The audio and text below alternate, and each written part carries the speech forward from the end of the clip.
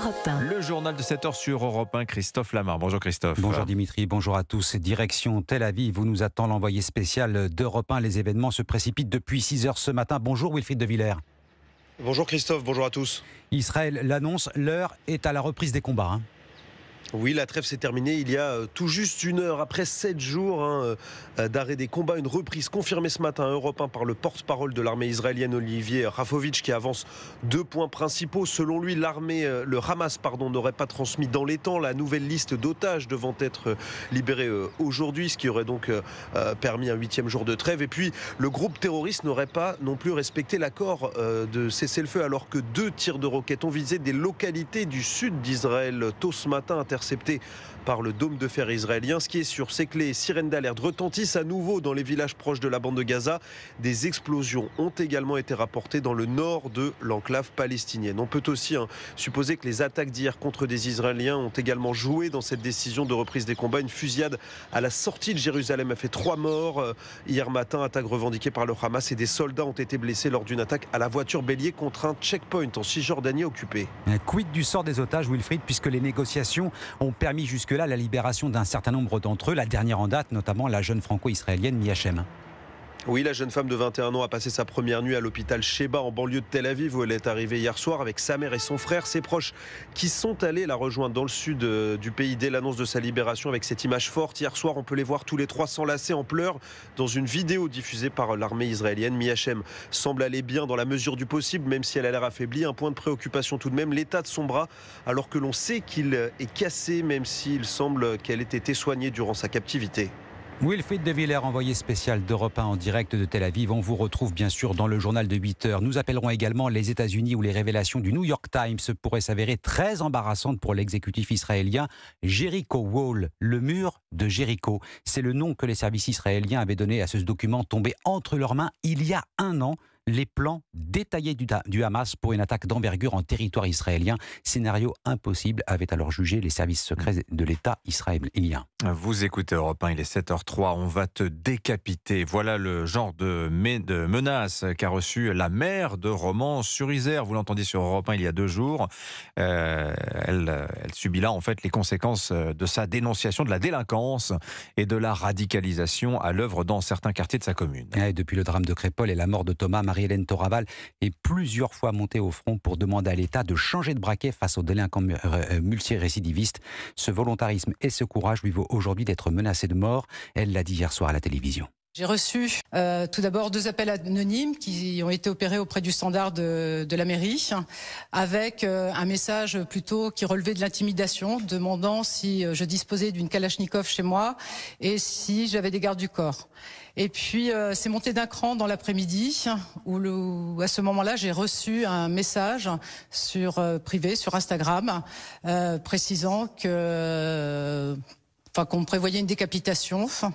Et que cette décapitation ferait qu'on jonglerait avec mon crâne et que tout cela se serait fait d'ici 1 mois. Bien sûr, dans ces messages, je suis qualifiée de facho, donc j'imagine d'où ça vient. Et puis, les termes du message que l'on retrouve dans la menace de mort correspondent à des méthodes qu'on peut facilement identifier.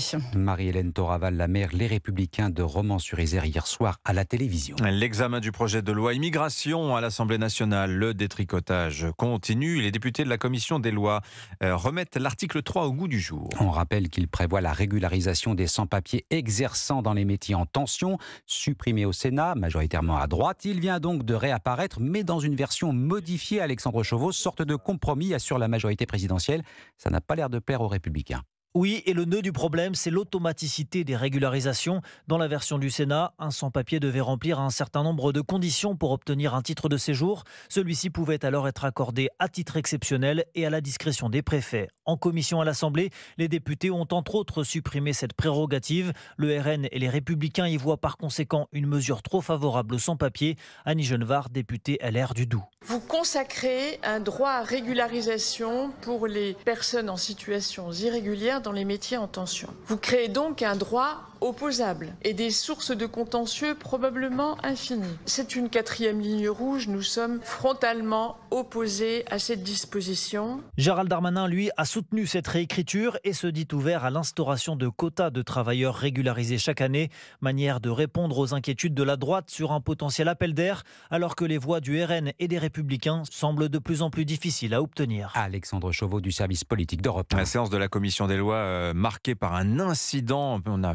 frôlé la bagarre à l'initiative du député insumé Hugo Bernalicis. Vous entendrez tout ça dans le zapping politique d'Europe 1 tout à l'heure, juste avant 9h. Le sommet pour le climat à Dubaï à présent. La COP28 a débuté sur un premier accord que l'on dit historique. Les pays les plus pollueurs adoptent le principe d'un fonds d'indemnisation en faveur des pays les plus exposés aux conséquences du changement climatique.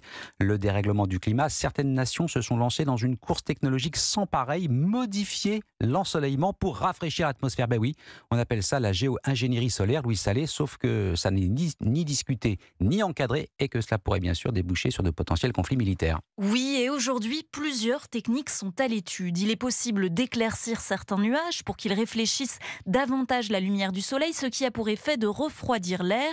Ce rafraîchissement peut aussi s'obtenir en injectant du soufre dans l'atmosphère ou en plaçant des miroirs sur des satellites qui renvoient les rayons du soleil, une sorte de parasol géant déployé dans l'espace. Marine de Guglielmo est chercheuse à l'Institut de Relations internationales et stratégiques. Les États-Unis sont considérés vraiment comme le leader sur la question et qui financent beaucoup de recherches et beaucoup d'expérimentations. Va y avoir la Chine également qui est très active dans le domaine. On a des doutes sur la Russie, mais le manque de transparence sur les recherches fait qu'on ne sait pas trop où la Russie en est. Le risque de ces technologies, c'est qu'elles peuvent dérégler le régime des pluies en entraînant par exemple des sécheresses localisées. Si demain il y a une catastrophe climatique qui a lieu, l'État touché par cette catastrophe pourrait attribuer la responsabilité à un ou plusieurs États. Ça implique une infinité de choix techniques à faire qui peuvent produire des conflits. D'après l'ERIS, l'armée n'a pas pris au sérieux ce danger. L'Institut recommande de l'intégrer aux stratégies de défense militaire françaises. Louis Salé. 223 € en moyenne, c'est le budget que les Français vont consacrer aux cadeaux de Noël. Les jouets d'occasion cette année ont de plus en plus la cote. Et la preuve, même les fabricants de jouets neufs s'y mettent. Margot Faudéré, les plus grandes marques du secteur prennent le train en marche, celui de l'occasion. Oui, à commencer par les fabricants. Plusieurs marques françaises se sont positionnées sur ce secteur, comme le Jouet Simple ou Baby Move, qui propose à ses clients de racheter les articles vendus par l'enseigne. Et c'est bien parce que les Français se sont mis à la seconde main que les professionnels n'ont pas laissé passer cette opportunité, explique Florent Leroux, le président de la Fédération des industries du jouet et de la puériculture. Le marché de l'occasion, il atteint aujourd'hui 5% de la valeur du marché. C'est une activité, bien sûr, que aussi bien fabricants que distributeurs, nous suivons avec intérêt. Effectivement, les enseignes de distribution, dont King Jouet, proposent aussi des articles d'occasion, si bien que la part de ce segment du marché pourrait tripler d'ici à 2030. Philippe Guédon est le coprésident de la Fédération des commerces spécialisés et le dirigeant de l'enseigne. L'article d'occasion est non seulement vendu sous une mode particulier à particulier, mais maintenant il y a des professionnels aussi qui sont présents sur ce marché, ce qui est, de notre point de vue, pour le consommateur, plutôt un élément de réassurance. Pour le moment, la seconde main représente moins d'1% du chiffre d'affaires des distributeurs, mais pour eux, il s'agit surtout de répondre aux nouvelles attentes de leurs clients. Margot Faudéré du service économie d'Europe 1. Le football, bonne soirée dans l'ensemble pour les clubs français engagés en Coupe d'Europe. Mention spéciale pour Marseille, vainqueur à domicile, 4-3 face à l'Ajax Amsterdam. Merci Christophe Lamar, c'était votre journal.